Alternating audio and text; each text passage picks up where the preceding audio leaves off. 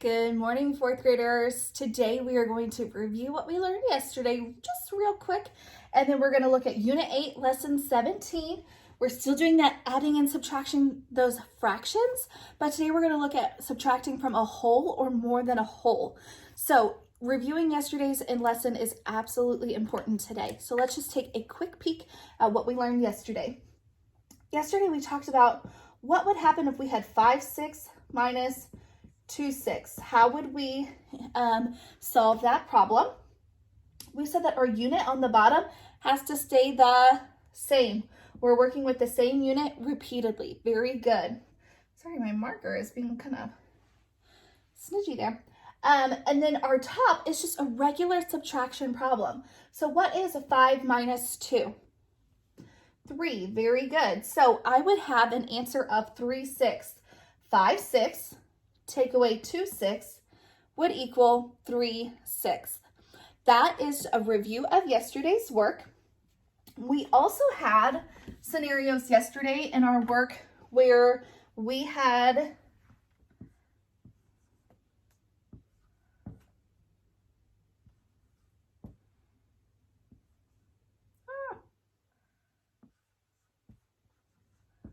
maybe something like this.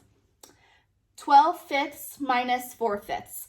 We know that 12/5 is way more than a whole, right? So if we looked at 12/5 and we subtracted 4/5, what is 12 minus 4?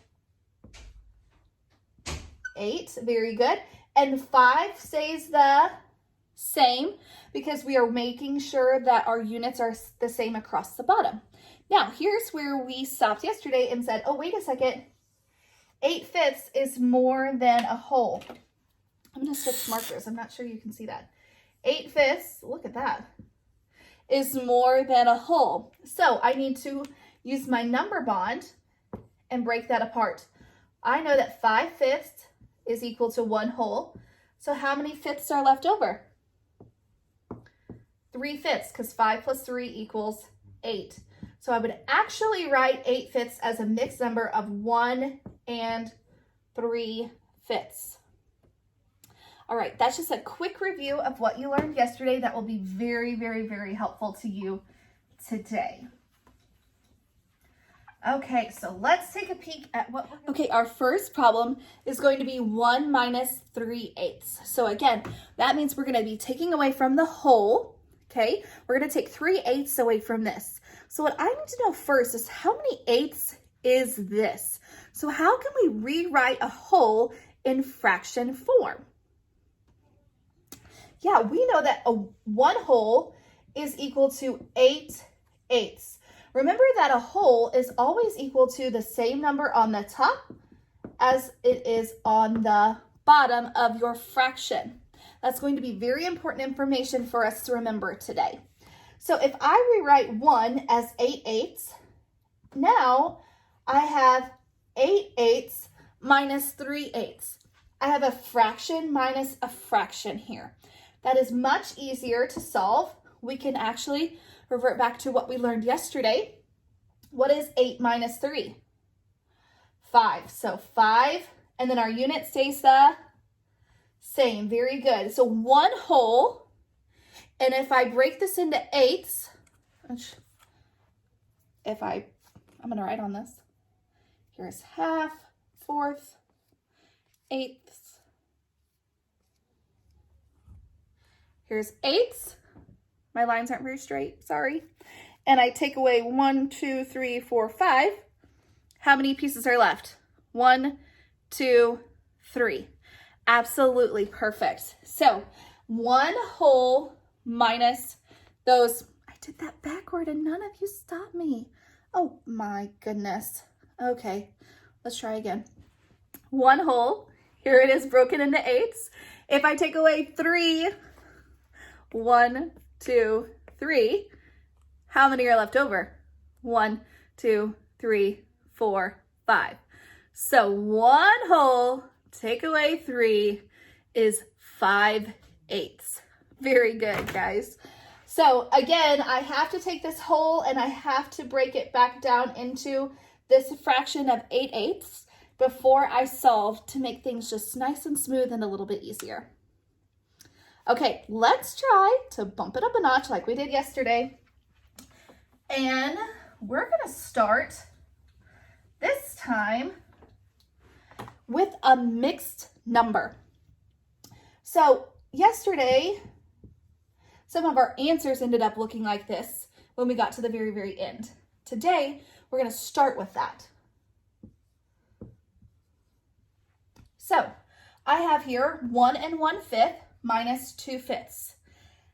I already know earlier I had to take the 1 and turn it into a fraction of the same number on the top and the bottom. But what is that going to mean for my little piece over here, 1/5? Well, here's what we're going to do. We're going to actually number bond this. And we're going to look at here, so your 1/5. But what is your 1 equal to? What fraction? 5/5. Very good. Now, how could you use this information to write just one fraction? Yes, you could add those together.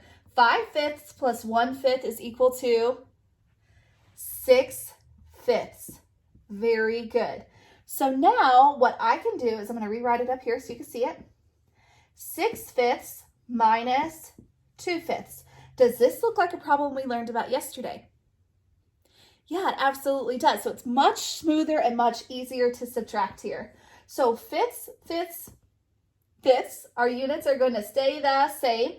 And then 6 minus 2 is equal to 4. 4/5. So 1 1/5.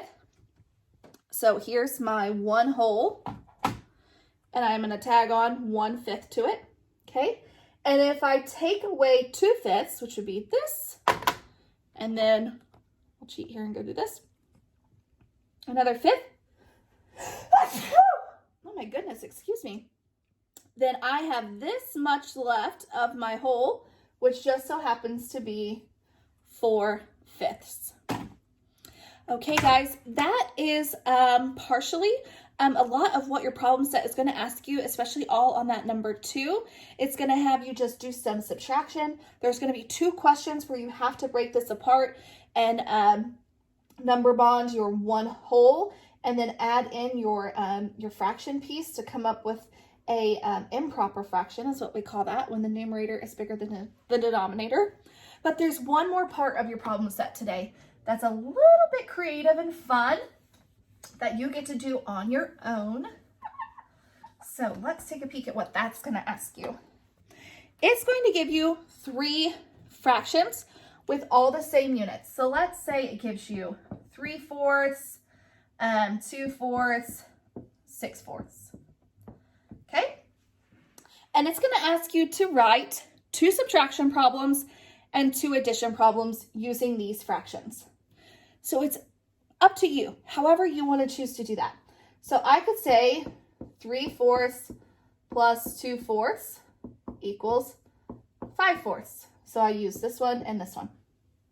Now, I have to, that's one addition problem.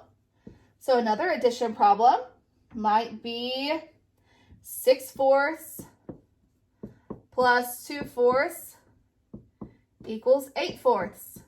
Well, I can choose to leave it like that for this problem, or I could change that into a number bond situation where I have 4/4 and 4/4, which actually means I end up with the answer of 2 wholes.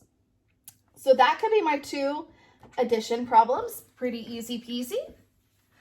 And then I would have to write 2 subtraction problems using this same information. So I could do 6/4 minus 3/4, and 6 minus 3 is 3/4. And then I could also do 3/4 minus 2/4 equals 1/4.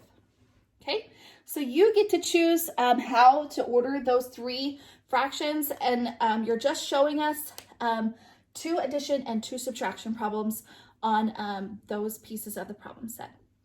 If you have any questions, of course, always reach out to your homeroom teacher. We hope you had a great week, and we'll see you next week.